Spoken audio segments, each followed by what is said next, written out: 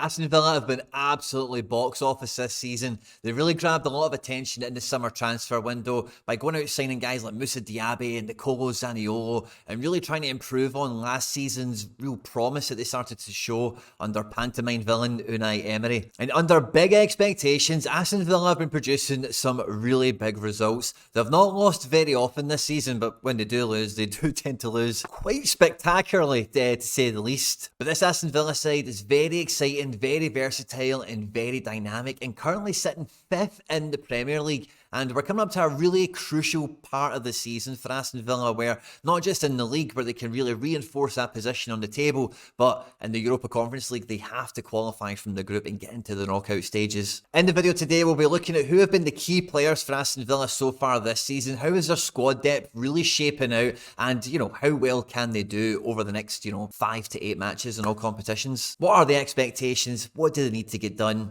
Can they do it?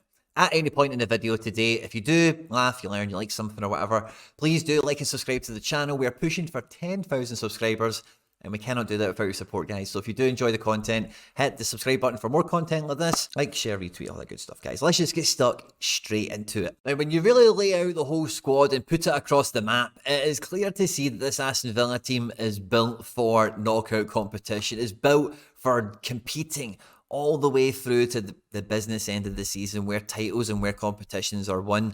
And I've tried to make it, the purple team is the team that played the last match, and it's maybe quite close to what you'd probably say is the best 11 at the moment. Don't shout at me, Aston Villa fans.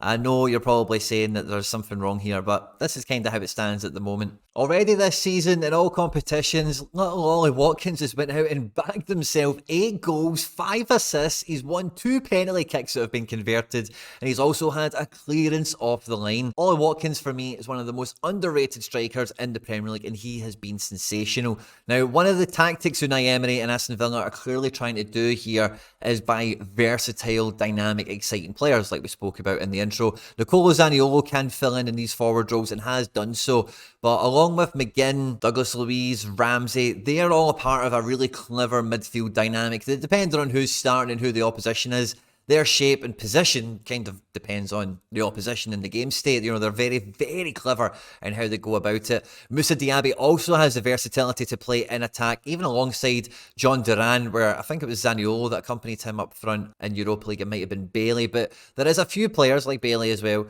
that do have the versatility to play in this attacking position. And John Duran is really starting to develop over the last, I think maybe 4 or 5 matches with a couple of goals, and he's starting to become a really useful player from the bench so far, and as long as that continues, he might eventually become a useful starting first team player. But the main worry is if something happens to Watkins, a lot happens potentially to the goals that come out of this team. But we have seen Douglas Luiz, John McGinn, Moussa Diaby, all these guys really step up so far this season and contribute to the goals, which has been fantastic to helping them get over the line. Even Matty Cash being deployed in the kind of Frimpong role sometimes in right midfield, and then overlapping and becoming an overloading attacker. It's been very exciting to see and very versatile. But again, looking at the depth before we move on, it is very well stocked out at the back, and so far the defence has been one of the best things about Aston Villa. Now, there is the Newcastle game, opening game of the season, and then there is the Liverpool game, and then there is the Legia Warsaw game, and that's what I mean.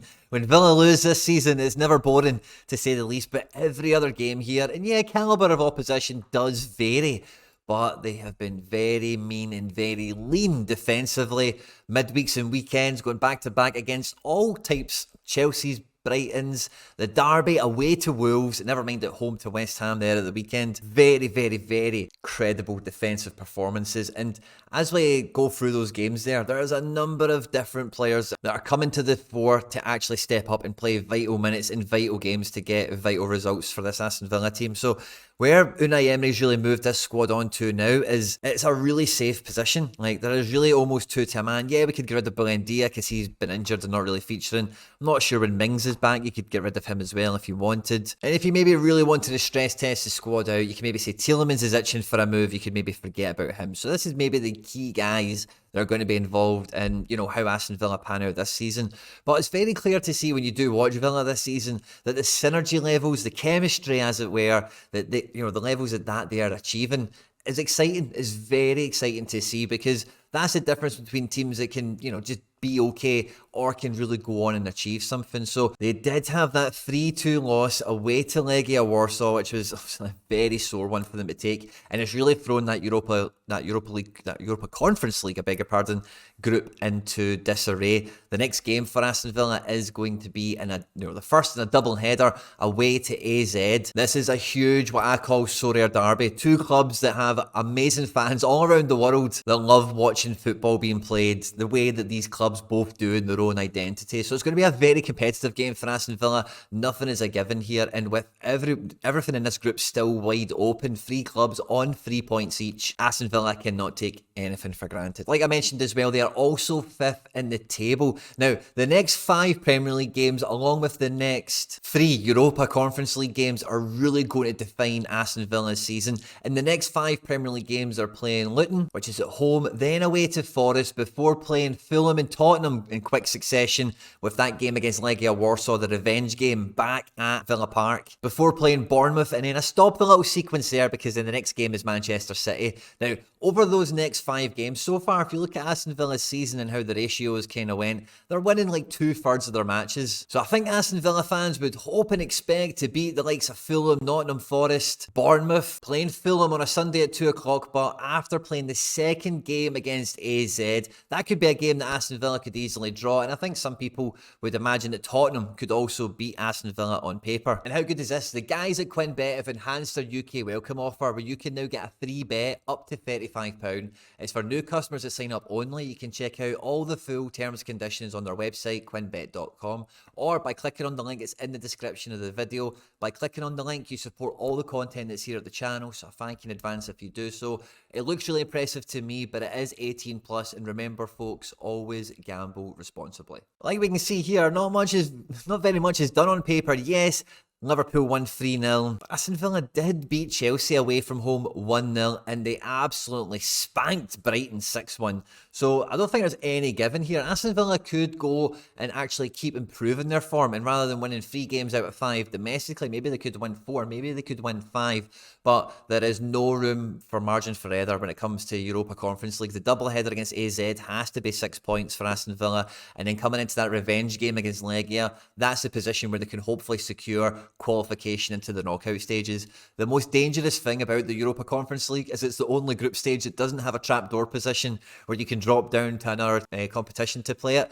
This one, if you don't qualify, your European season is done. So 8 really important games in really quick succession. They're going to have to call upon all the might of their squad and hope everyone stays fit and in good form and get the results over the line. I personally believe Aston Villa will do it. I can see them quite easily with the experience, the nous, the know-how of Unai Emery to negotiate to get through these group stages, and then they can plot their course, after Christmas. But then that quickly does point the horizon to the January transfer window and getting back to domestic business and trying to maybe even fight in 5th position right now. Can Aston Villa break into the top 4? The results over the next 5 fixtures will make a big difference on whether that's possible or not. I'd love to hear from you in the comment section down below. Do you think that Aston Villa could maybe even win the next 5 games domestically? Would that make them top 4 contenders? What do you think of their squad depth? What do you think of their chances in the Europa Conference League group stages? On screen now some other stuff that I've made that YouTube thinks you might enjoy. I hope you enjoyed this one, guys. Stay out of trouble, and I'll catch you on the next one. Take care. Bye-bye.